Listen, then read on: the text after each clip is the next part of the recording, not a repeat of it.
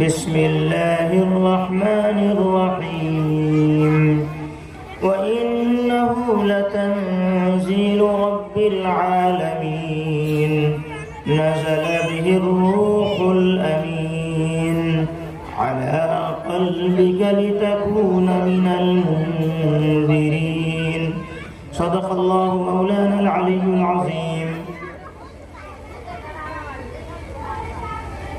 مکاں فانی مکی فانی، مکاں فانی مکی فانی، ازل تیرا ابد تیرا، خدا کا آخری پیغام ہے تو، جاویداں تو ہے.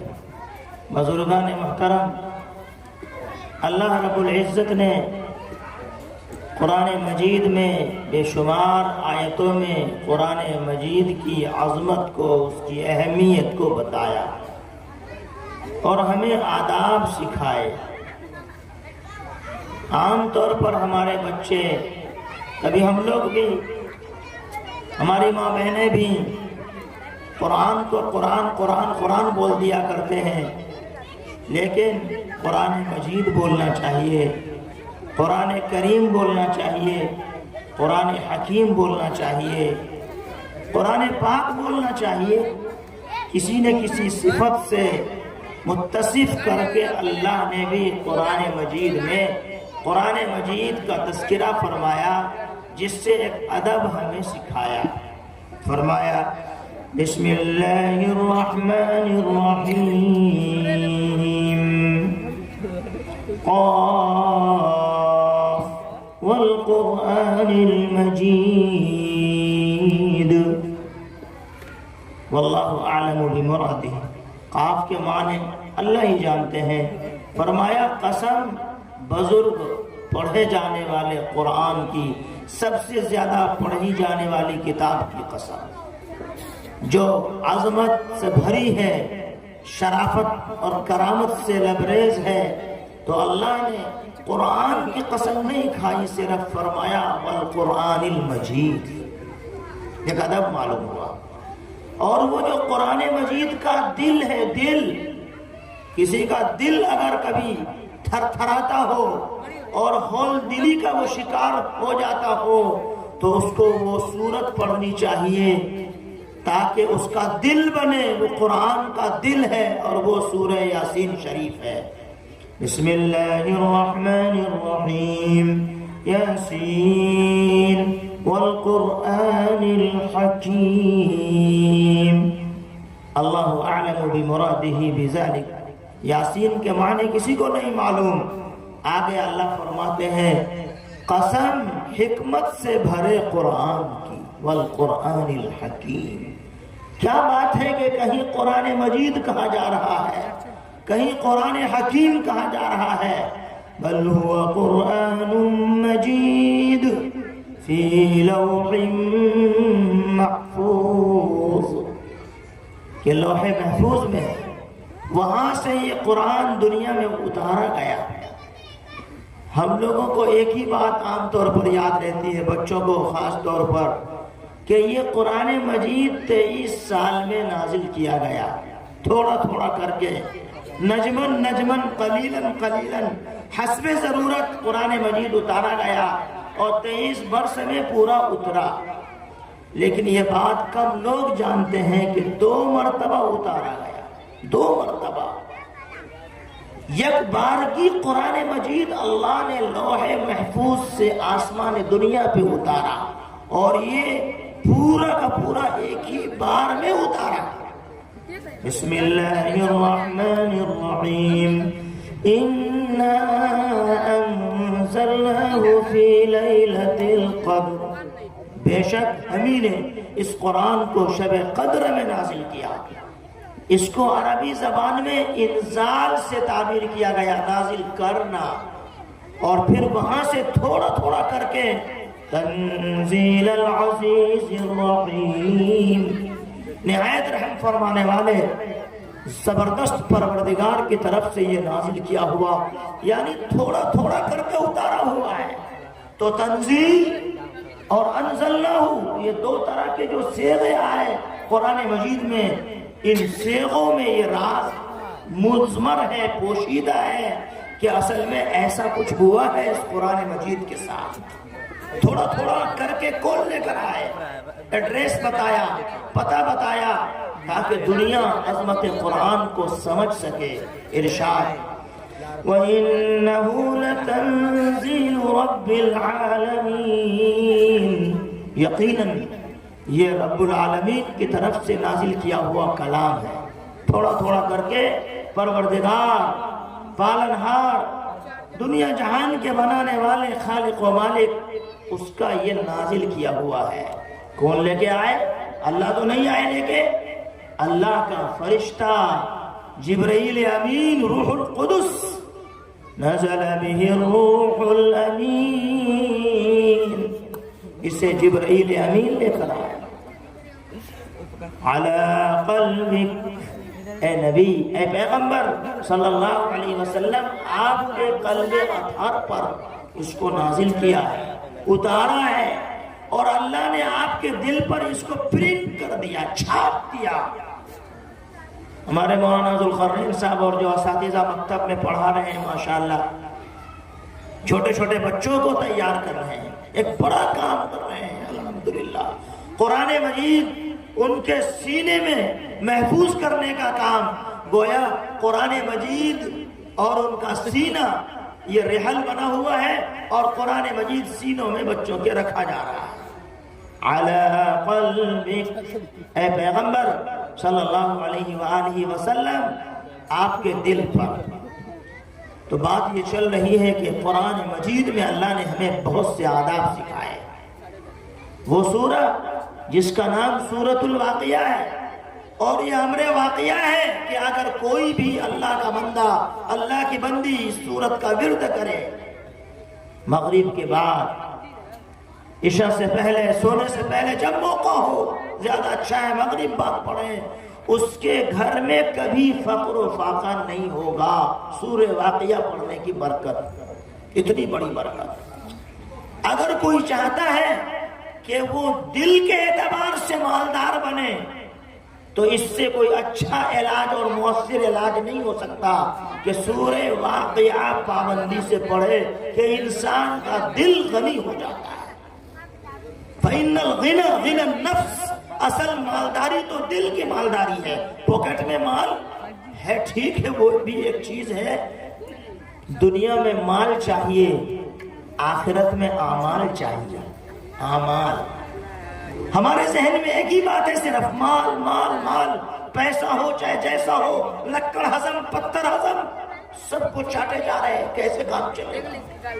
قرآن مجید کو سمجھیے، قرآن مجید کو سمجھائیے، قرآن مجید کے آداب کی رعایت فرمائیے. اس سورہ واقعہ کے اخیر رکوع میں جہاں اللہ نے قرآن مجید کے تقدس کو، اس کے تطہر کو بیان فرمایا گیا، لا یمسہ الا المطہرون، کہ پاکیزہ جماعت ہی اس کو چھو رہی ہے، یعنی فرشتوں کی جماعت، ان کو مطہر کہا گیا. اور ساتھ ساتھ آپ اوپر پڑھیے تو اللہ فرماتے ہیں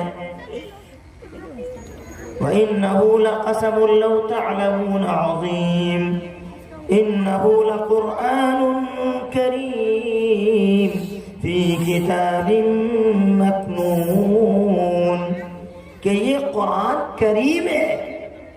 آپ غور فرمائیے، کہیں قرآن مجید کہا گیا، کہیں قرآن حکیم کہا گیا، اور سورۃ الواقعہ میں قرآن کریم کہا گیا.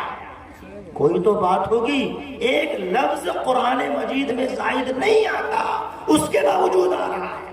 کوئی حکمت مضمر ہوگی، چھپی ہوئی ہوگی. تو قرآن مجید پڑھیے، دل بنائیے.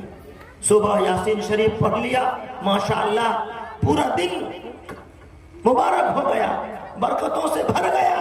رات میں پڑھ لی، پوری رات برکتوں والی ہو گئی.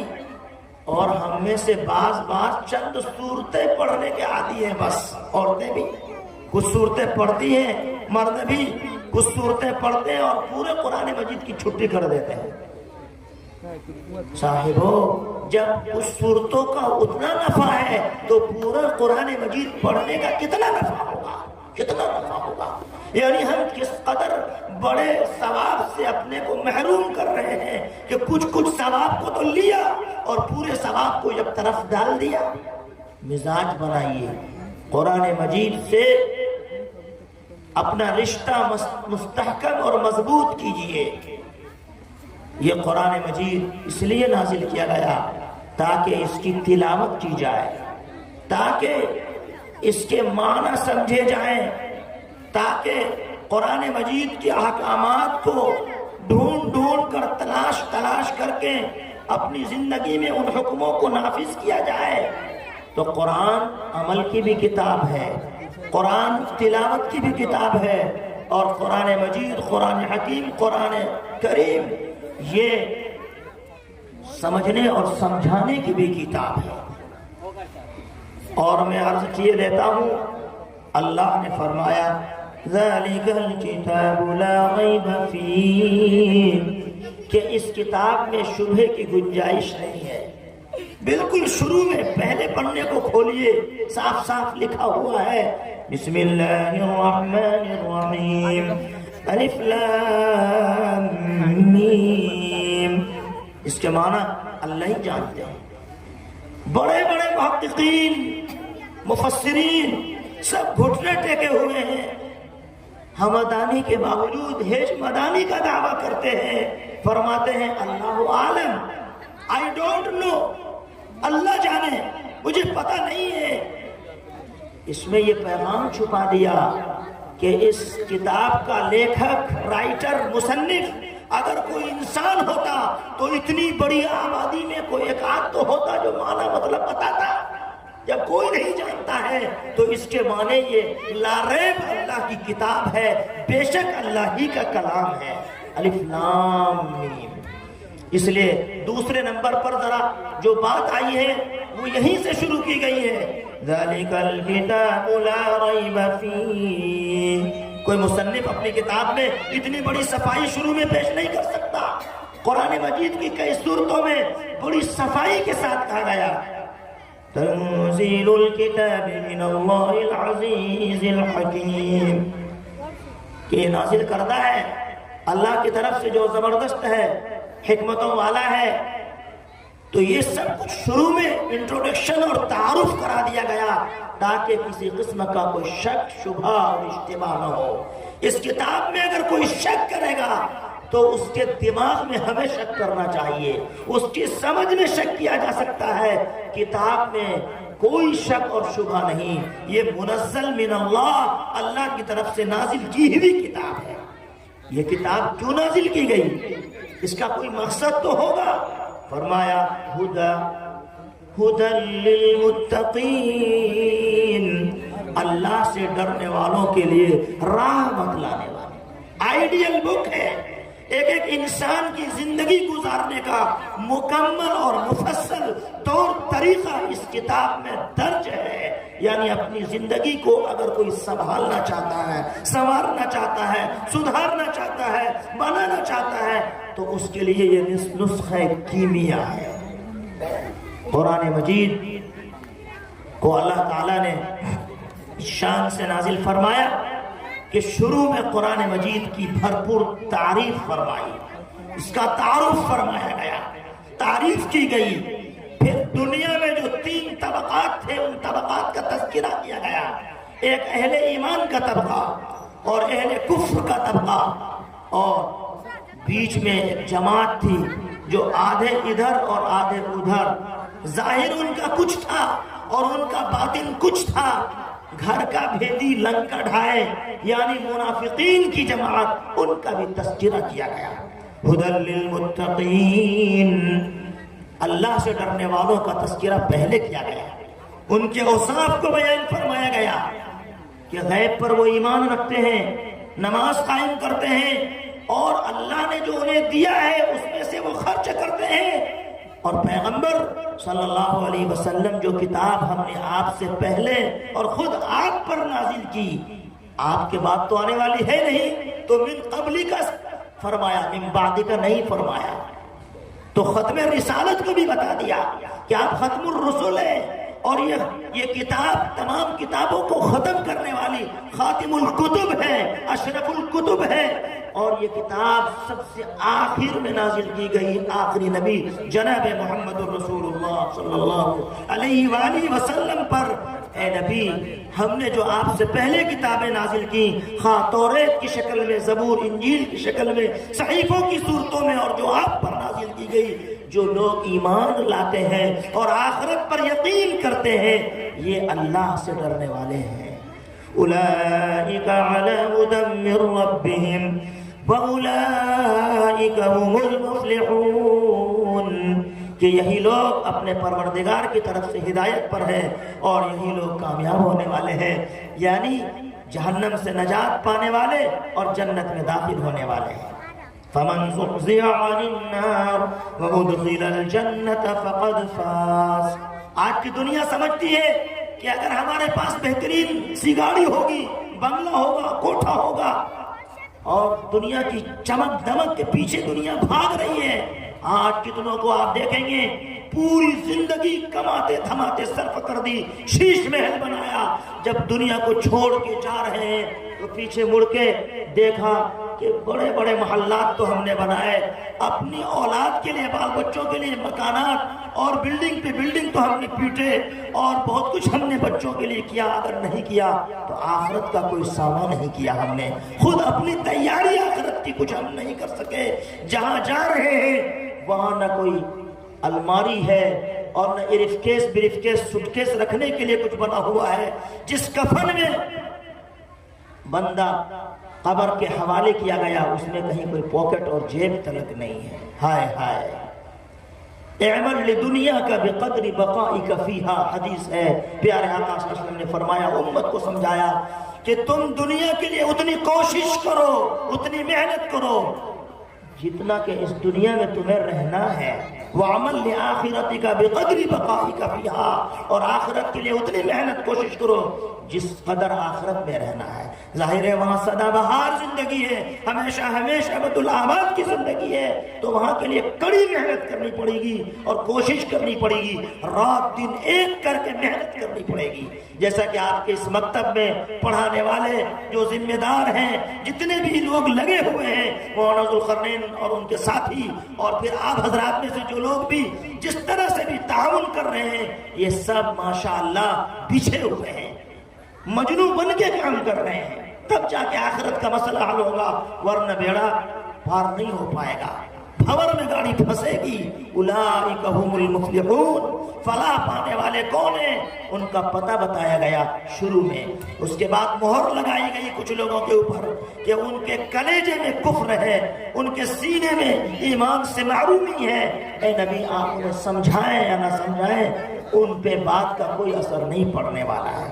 ان الذين كفروا سواء عليهم انذرتهم ام لم تنذرهم لا يؤمنون۔ بعض لوگوں کو اشکال ہوتا ہے کہ ہم تو دیکھتے ہیں کہ بہت سے ایمان میں داخل ہو رہے ہیں اور قرآن کہتا ہے کہ وہ ایمان نہیں لائیں گے۔ یہ اکثریت کے اعتبار سے کہا گیا، چنانچہ سورہ یاسین شریف میں فرمایا گیا، لَقَدْ حَقَّ الْقَوْلُ عَلَىٰ أَكْثَرِهِمْ فَهُمْ لَا يُؤْمِنُونَ، کہ ان میں سے اکثروں پر یہ بات ثابت ہو چکی ہے کہ یہ ایمان نہیں لائیں گے۔ چنانچہ آج بھی دنیا میں اکثریت غیر ایمان والوں کی ہے، ایمان والے تو گنتی کے ہیں اور وہ گنے جا چکے ہیں۔ تو اللہ نے اہل کفر کا تذکرہ فرمایا، غیر قوموں کا تذکرہ فرمایا، اس کے بعد مستقل رکوع میں ان لوگوں کا تذکرہ فرمایا جو زبان سے کچھ کہتے تھے اور ان کے دل میں کچھ تھا۔ وَإِذَا خَلَوْا إِلَىٰ شَيَاطِينِهِمْ قَالُوا إِنَّا مَعَكُمْ، جب اپنے شیاطین کے پاس جاتے، گرو گھنٹال کے پاس جاتے تو کہتے کہ گھبراؤ نہیں، ہم ایمان والوں کے ساتھ نہیں، ہم تو تمہارے ساتھ ہیں، ہم تو مذاق کی روش پہ چل رہے ہیں۔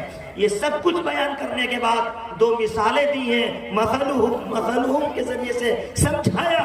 اس کے بعد قرآن مجید میں اعلان ساری دنیا کو مخاطب بنا کر تمام انسانیت کو خطاب کر کے فرمایا گیا، یا ایھا الناس، یا ایھا الذین آمنوا نہیں، یا ایھا الذین کفروا نہیں، یا ایھا الذین نافقوا نہیں، ان تینوں جماعتوں کا اوپر تذکرہ فرمانے کے بعد قرآن مجید میں علی اعلان کہا جا رہا ہے لوگوں عبادت کرو اپنے پروردگار کی.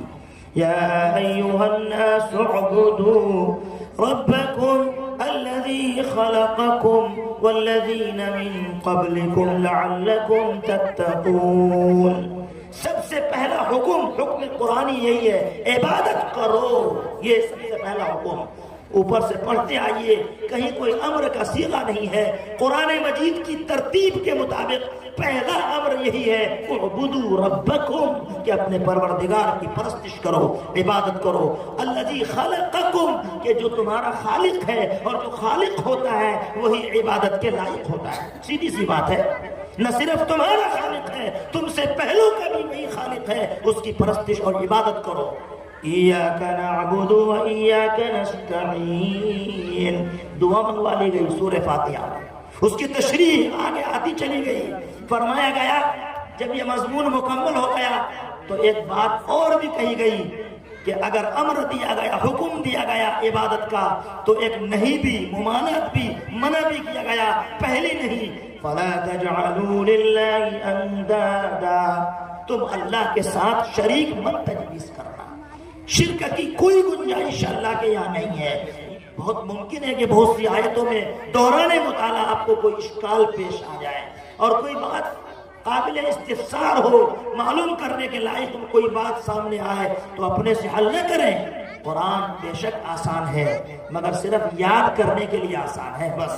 وَلَقَدْ يَسَّرْنَا الْقُرْآنَ لِلذِّكْرِ فَهَلْ مِن مُّدَّكِرٍ، ہمیں نے اس قرآن کو آسان بنایا. للذکر اے للحفظ لا للاستنباط. علماء نے فرمایا مسائل کو مستنبط کرنے کے لیے، مسائل کو نکالنے کے لیے قرآن آسان نہیں ہے. یہ قرآن مجید جب مسائل کے استخراج کی بات آئے گی، بڑے بڑے محققین آئیں گے، مدققین آئیں گے جو دلائل کی بھی دلیلیں سامنے لے کر آئیں گے. سب کے بس کا روگ نہیں ہے، لیکن یاد کرنے کے لیے سبھی کے لیے آسان ہے. تو اسی قرآن مجید کو اللہ نے تمام انسانوں کا تذکرہ کرنے کے بعد اور عبادت کا حکم دینے کے بعد اور شرک سے روکنے کے بعد فرمایا کہ دیکھو جس کتاب کا شروع میں تذکرہ کیا گیا ذالک الکتاب لا ریب فیہ، اسی کتاب کو پھر سنو. وَإِن كُنتُمْ فِي رَيْبٍ مِّمَّا نَزَّلْنَا عَلَىٰ عَبْدِنَا. آمدم برسر مطلب دیکھا آپ نے کیا حسن ترتیب ہے. فرمایا کہ اگر اس کتاب کی طرف سے تم کو کوئی شک ہو، ریب اور اشتباہ ہو جو ہم نے اپنے بندے خاص محمد عربی صلی اللہ علیہ وسلم پر نازل کی ہے، تو اس جیسی ایک صورت بنا کر پیش کرو. بصورت من مثلہ، تنہا نہ ہو سکے تو کانفرنس کرو، اکیڈمی قائم کرو، اور نہ صرف انسان بلکہ جناتوں کو بلاؤ اور اس جیسا قرآن پیش کرو. یہ تمہارے بس کا روگ نہیں ہے. سورہ بنی اسرائیل میں کہہ دیا گیا. آج کل اسرائیل کا چکر چل رہا ہے اور 15ویں صدی بھی چل رہی ہے، اور اللہ کی شان کے 15ویں سپارے ہی میں اس کا ذکر بھی ہے، کسی اور پارے میں نہیں ہے.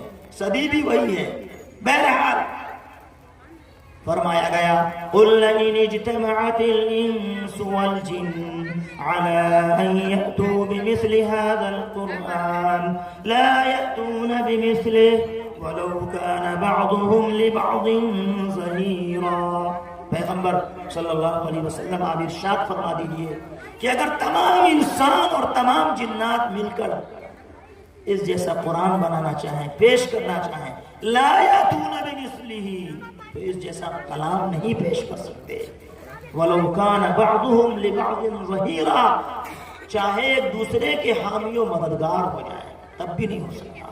جس طرح اللہ نے جو آسمان بنایا کوئی آسمان اس طرح نہیں بنا سکتا. جس طرح اللہ کی بچھائی ہوئی زمین جیسی زمین کو نہیں بنا سکتا، اسی طرح اللہ کے کلام کا مثل بھی کوئی نہیں لا سکتا. اس کی کوئی نظیر اور اس کی مثال پیش نہیں کر سکتا. آج اس قرآن مجید کے ساتھ ہمارا آپ کا کیا حال ہے؟ آج انسانوں کی لکھی ہوئی کتابیں ہم پڑھتے ہیں اور گھنٹوں پڑھتے ہیں، اور اللہ کی نازل کی ہوئی کتاب پڑھنے کا ہمیں موقع نہیں، اپنے بچوں کو پڑھانے کی فرصت نہیں. کیسے کام چلے گا؟ نیٹ انٹرنیٹ پر ہم گھنٹہ گھنٹہ اپنا ضائع کر رہے ہیں، لیکن 10 منٹ 20 منٹ 25 منٹ ہم سے قرآن نہیں پڑھا جا رہا ہے۔ اللہ ہمیں معاف فرمائے، پوری امت کو اور پوری ملت کو معاف فرمائے، یہ بہت بڑی بھول ہے۔ وقال الرسول یا رب ان قوم اتخذوا هذا القرآن مهجورا۔ رسول صلی اللہ علیہ وسلم کل قیامت میں روز محشر میں اپنی امت میں سے ان امتیوں کے خلاف گواہی دیں گے جنہوں نے قرآن پڑھنا چھوڑ رکھا ہے، تاکہ نسیاں بنایا ہے۔ وہ گریبان پکڑ کر کے اللہ کی عدالت میں پیش کریں گے، پیارے آقا فرمائیں گے کہ میری قوم نے قرآن کو چھوڑ دیا تھا۔ کب تک قرآن کو چھوڑیے گا؟ بڑا اچھا ہوا آپ کے محلے میں جہاں اللہ کا کلام پڑھا جاتا ہے، قرآن مجید کی تلاوت کی جاتی ہے، قرآن حکیم اور قرآن کریم کو یاد کر کے سینوں میں بچے محفوظ کر رہے ہوتے ہیں، وہاں اللہ کی رحمتیں نازل ہوتی ہیں۔ اس آبادی پہ یقین مانیے اللہ کا قہر اور غضب نازل نہیں ہو سکتا۔ علماء نے بڑی ذمہ داری سے لکھا ہے کہ جس گھر میں قرآن مجید پڑھا جاتا ہے وہ گھر آسمان والوں کی نگاہ میں اسی طرح چمکتا دمکتا ہے جس طرح زمین والوں کی نگاہوں میں آسمان کے ستارے جھل ملاتے ہیں، جگمگاتے ہیں۔ سبحان اللہ۔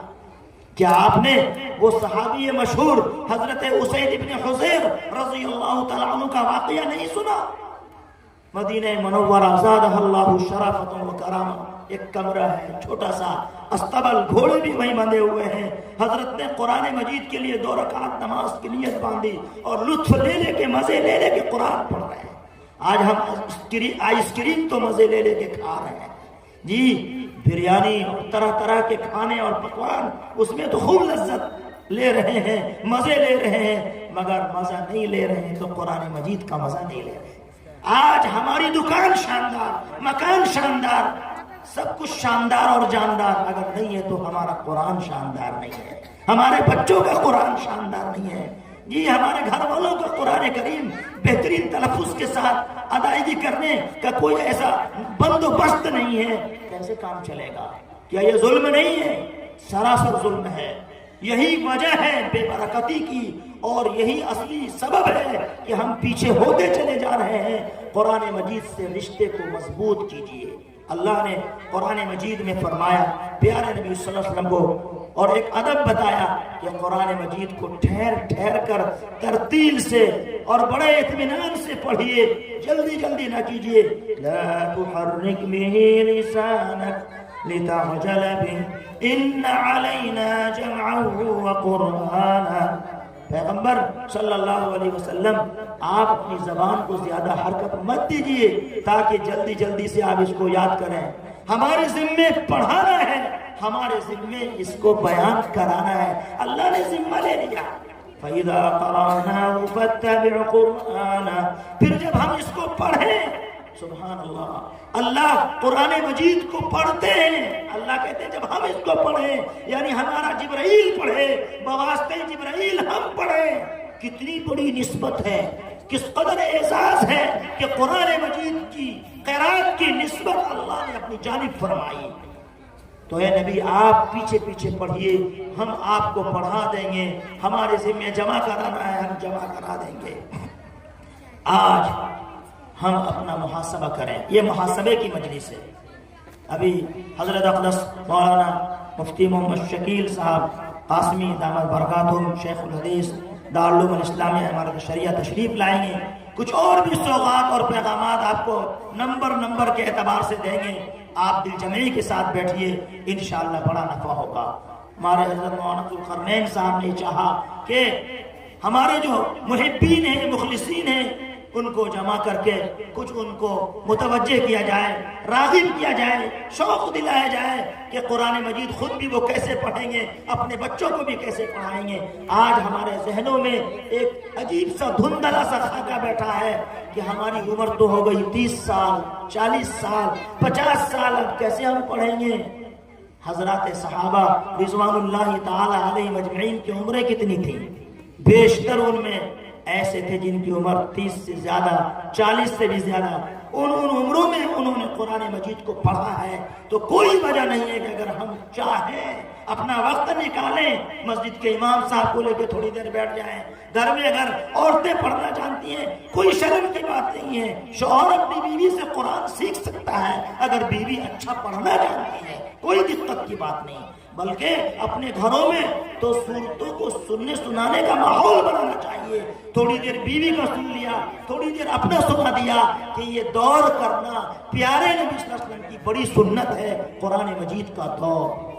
اس لیے یہ جو عمر کی تحدید ہمارے ذہنوں میں ہے، اس کو نکال کے باہر کیجیے۔ کوئی عمر نہیں ہے قرآن مجید پڑھنے کے لیے، قرآن مجید سیکھنے کے لیے، قرآن مجید حفظ کرنے کے لیے۔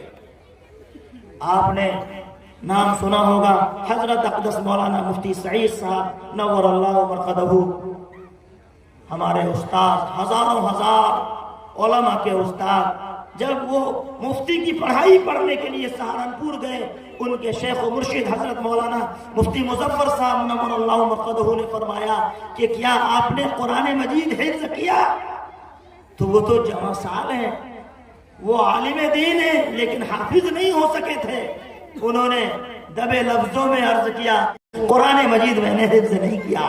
تو برجستہ مفتی مظفر صاحب رحمۃ اللہ علیہ نے فرمایا کہ آپ کا کوئی وظیفہ نہیں ہے، صرف قرآن مجید پڑھیے، رٹیے، یاد کیجئے، یہی وظیفہ ہے۔ ماشاءاللہ چند مہینوں میں، سالوں میں مفتی صاحب حافظ قرآن ہو گئے۔ سبحان اللہ۔ کیا مطلب ہوگا کہ جمع سالی میں بھی قرآن کو یاد کیا جا سکتا ہے، سیکھا جا سکتا ہے، پڑھا جا سکتا ہے۔ اور جب ان کی شادی ہوئی تو اہلیہ پر محنت کی اور وہ بھی حافظہ بن گئی، اور بچیوں کو حافظہ بنایا، بچوں کو حافظ بنایا۔ ایک بڑے محقق ہیں، انہوں نے ایک عجیب تحقیق پیش کی کہ بعض لوگ بچوں کو تو حافظ بناتے ہیں، قرآن مجید پڑھاتے ہیں، حفظ کرانے کا ایک ماحول ہے، ماشاءاللہ اللہ کا فضل ہے، لیکن بچیوں کے حوالے سے ایک بات ذہن میں بیٹھی ہوئی ہے کہ بچیوں کو حافظ بنائیں گے تو یہ بیچاری سنبھال نہیں نہ پائے گی، گھریلو کام کاج ہے، بچے ہیں، شادی بیاہ کا معاملہ، ایک لمبی کہانی ان کے ذہنوں میں پہلے سے بیٹھی ہوئی ہے، رچی بسی ہوئی ہے۔ اس محقق کی ذرا تحقیق آپ سماعت فرمائیے۔ وہ فرماتے ہیں کہ عورتوں کی زندگی میں 3 موڑ بڑے اہم ہیں، یعنی 3 فیز میں، 3 حصوں میں انہوں نے بانٹ دیا زندگی کو۔ فرمایا کہ 20-25 سال تک پڑھائی لکھائی، بہت سے لوگ ماشاءاللہ قرآن مجید وغیرہ پڑھاتے ہیں، بیشتی زبر وغیرہ پڑھا دیتے ہیں، اور کچھ لوگ اسکولوں میں، کالجوں وغیرہ میں پڑھا رہے ہیں۔ تو پہلا حصہ زندگی کا تو یہ ہو گیا، دوسرا حصہ ہوا شادی بیاہ اور بال بچوں کا، لیکن وہ بھی 15-20 سال کا زمانہ ہوتا ہے۔ کل ملا کر کے 40 سال میں خاتون خانہ ماشاءاللہ اس درجے پہ پہنچ چکی ہوتی ہے کہ اللہ کے فضل و کرم سے اپنے خاوند کے دل میں بھی اس کی عزت خاصی بن چکی ہوتی ہے، اور بہو والی اگر بن گئی تو گھر میں اس کی حکومتیں چلنے لگتی ہے۔ اور یہ جو تیسرا مرحلہ خواتین کا ہے کہ ماشاءاللہ وہ مسلح والی بن گئی، اب وہ زمانہ تو خالی ہی خالی ہے۔ تو جیسے شروع کا زمانہ اور پھر بعد والا زمانہ، اگر خواتین کا ان دونوں زمانوں پر غور کیا جائے تو لگتا یہ ہے کہ ان برکتوں سے ان کو بھی مالا مال اگر کیا جائے تو کیا جا سکتا ہے، اور ان کو بھی ایک موقع دیا جا سکتا ہے۔ اخیر زمانے میں مسلح پہ کیا کرنا ہے، قرآن مجید ہی پڑھنی ہے، اور مردوں سے کہیں زیادہ وہ پڑھ جائیں گی، اور ان کی حکومت گھر میں چلے گی، وہ تو ملکہ بن کر کے گھروں میں رہے گی۔ لہذا اس حوالے سے بھی غور و فکر کرنے کی ضرورت ہے۔ ایک وقت تھا کہ ہندوستان کا بادشاہ جہاں قرآن مجید لکھتا تھا اپنے ہاتھ سے، اور رسم الخط اس قدر عمدہ ہونے کی وجہ سے ماشاءاللہ وہ قرآن مجید کا نسخہ ہنوز موجود ہے مادر علمی دارالعلوم دیوبند میں۔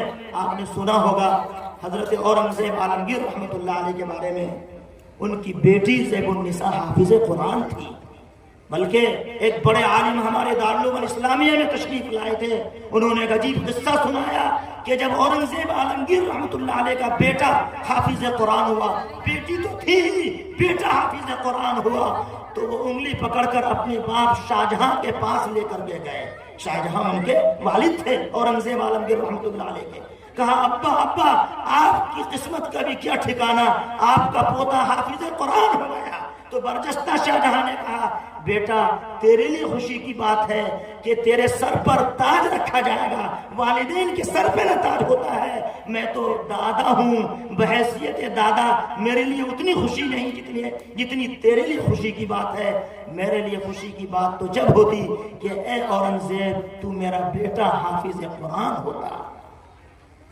لکھا ہے اور انہوں نے بتلایا ہے کہ اورنگزیب عالمگیر رحمۃ اللہ علیہ پر اس بات کا اتنا گہرا اثر پڑا کہ تھوڑا تھوڑا قرآن مجید یاد کیا اور وہ حافظ قرآن ہو گئے۔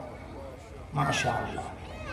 تو قرآن مجید کے سیکھنے کی، یاد کرنے کی کوئی عمر نہیں، بڑے سے بڑے عہدے پہ رہتے ہوئے بھی یہ علم حاصل کیا جا سکتا ہے۔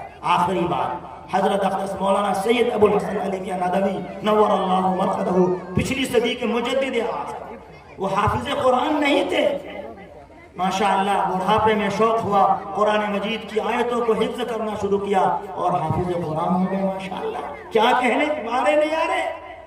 اور ہمارے استاد محترم اور ہندوستان کے اتنے بڑے ماشاءاللہ قد آور شخصیت، اتنی بڑی شخصیت حضرت اقدس مولانا سید ارشد مدنی دامت برکاتہم العالیہ، اللہ صحت عطا فرمائے، عمر میں برکت عطا فرمائے۔ ان کے والد بزرگوار مالٹا کی جیل میں رمضان شریف میں ایک پارہ دن میں پڑھ رہے ہیں، استاذ کی دعا ساتھ ہے، رات میں تراویح میں قرآن سنا رہے ہیں، تو ایسا بھی ہو سکتا ہے۔ بہرحال ہماری ہمت ہونی چاہیے، حوصلہ ہونا چاہیے، ہمارے پاس ارادے ہونے چاہیے۔ ہم امید کرتے ہیں کہ انشاءاللہ ہم لوگ قرآن مجید کو سیکھیں گے اور قرآن مجید کو پڑھیں گے، اپنے گھر کی خواتین کو بھی قرآن مجید پڑھنے کے لیے دعوت دیں گے اور ایک خوبصورت ماحول بنائیں گے۔ کیا ایسا کریں گے انشاءاللہ؟